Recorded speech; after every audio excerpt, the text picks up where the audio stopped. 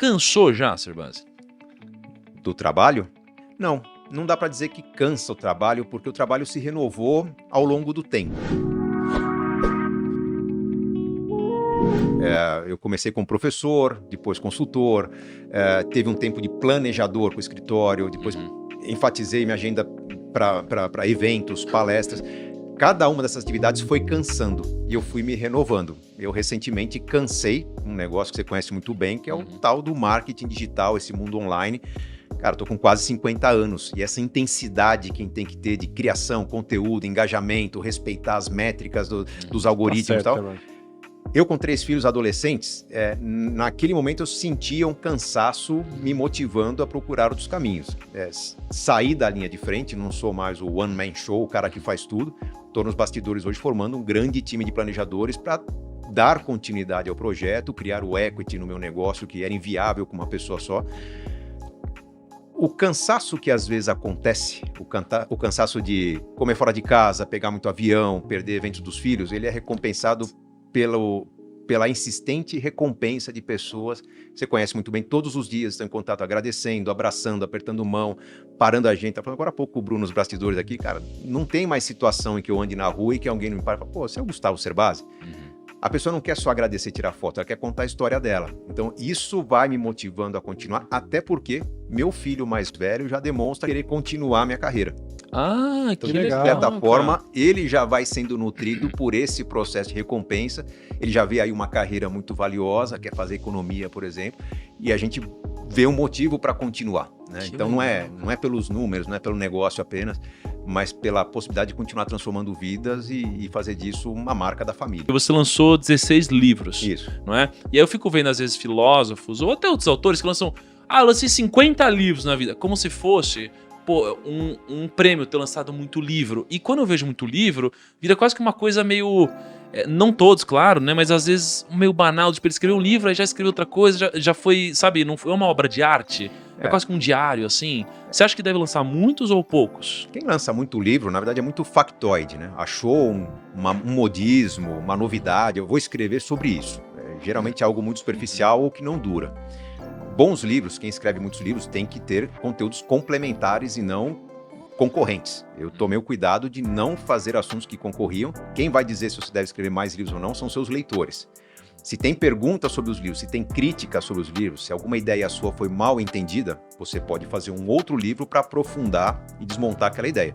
Foi assim que eu escrevi cada um. O único livro que me deu trabalho foi o primeiro. Primeiro porque eu não queria escrever. Não foi uma ideia minha escrever, eu fiz uma apostila de curso, porque os alunos pediam, nas minhas aulas de contabilidade, que eu passasse a dar aulas de matemática de finanças pessoais. Montei uma apostila legal, tive a felicidade entre meus alunos, o editor, falou, cara, escreve um livro. Eu recusei, ele me deu vários livros estrangeiros para eu criticar, comentar, eu dizia por que aqueles livros não podiam ser publicados no Brasil, ele me ajudou, falou, junta a sua apostila com as críticas que você fez a esses livros e faça um livro. Nasceu Dinheiro, o Segredo de Quem Tem. E me prometi que nunca mais escreveria um livro que dá um trabalho, que a gente vê o quanto consome agenda, criatividade, enfim, arrebenta. Só que os leitores do primeiro livro me mandaram enxurradas de perguntas. Elogiavam o livro, mas perguntavam, professor, como é que eu compartilho essas ideias com meu marido, com a minha esposa, que não quer falar sobre o assunto? Né? Nasceu daí Casais Inteligentes. No Casais Inteligentes Enriquecem Juntos, muitos criticaram que o capítulo sobre filhos era muito pequeno. Cara, mas o assunto é tão importante, você escreveu 7 páginas, nasceu Pais Inteligentes Enriquecem Seus Filhos, depois, 3 livros, não fala sobre investimentos, nasceu Investimentos Inteligentes. Um livro foi respondendo às dúvidas dos outros. E eu tenho uma técnica de escrever, que é, já que estão perguntando muito sobre o assunto, na época eu fazia artigos, escrevia para um jornal, para o outro, falava aquela coluna no rádio. Hoje a gente não escreve artigos para o jornal, mas quando eu respondo a muitas dúvidas, eu vou salvando minhas respostas num banco de dados.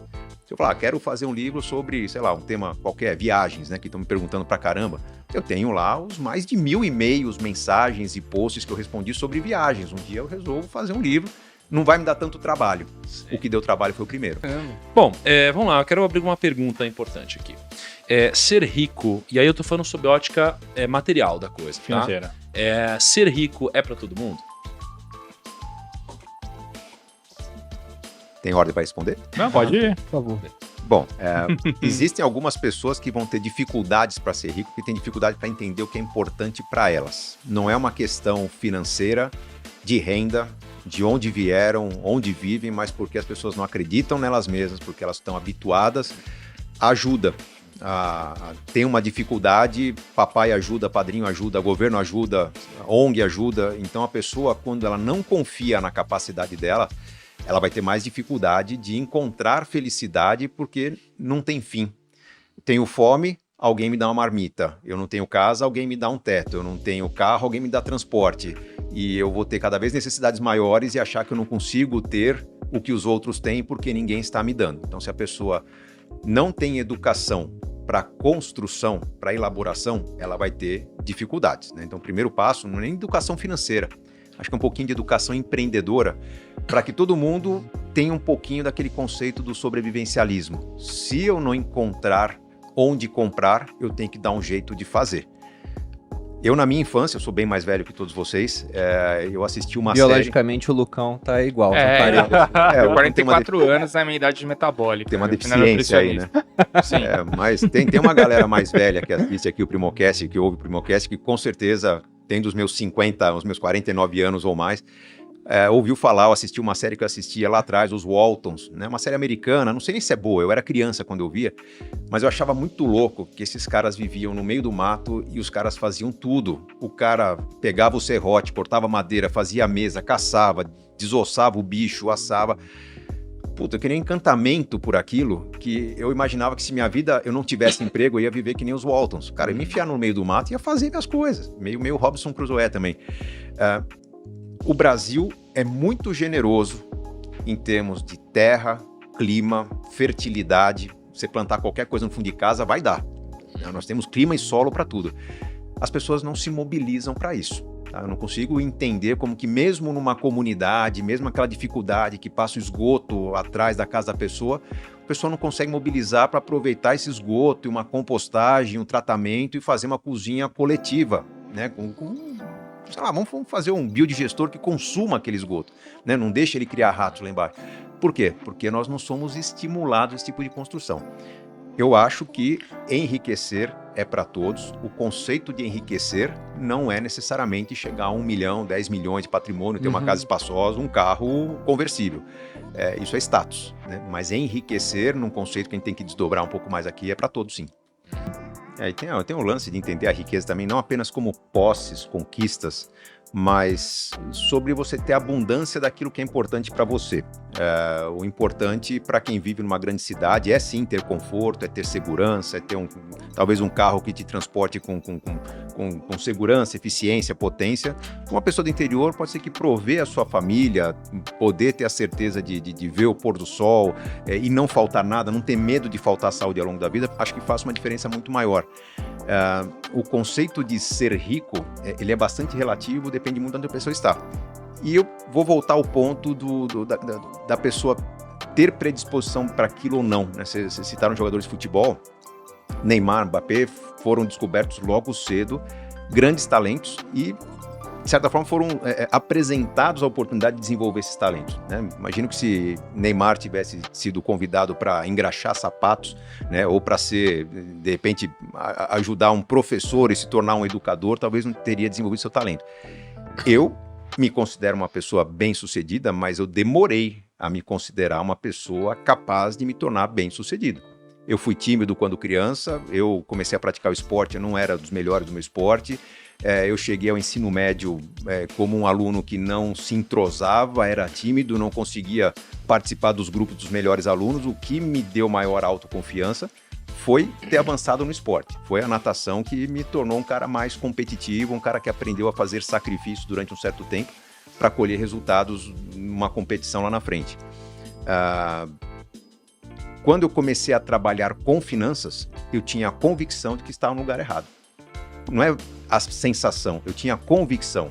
Eu era formado em administração pública, tinha vontade de atuar em marketing, talvez na área pública, sabia que levava jeito para finanças porque eu era um cara bom de matemática, física e química, mas eu me senti entre 98, que foi quando eu me formei, até mais ou menos 2004, que foi quando eu voltei do Canadá, já tinha escrito um livro, estava preparando Casais Inteligentes que Crescem Juntos, tudo aquilo eram oportunidades que estavam chegando até mim, que eu estava fazendo o melhor possível para poder entregar ou superar expectativas da melhor forma possível. e, superando expectativas, ganhar o máximo possível para fazer o melhor pé de meia possível para logo me livrar daquela carreira. Foi quando Casais Inteligentes começou a deslanchar que eu falei, peraí, acho que tem um nicho aqui.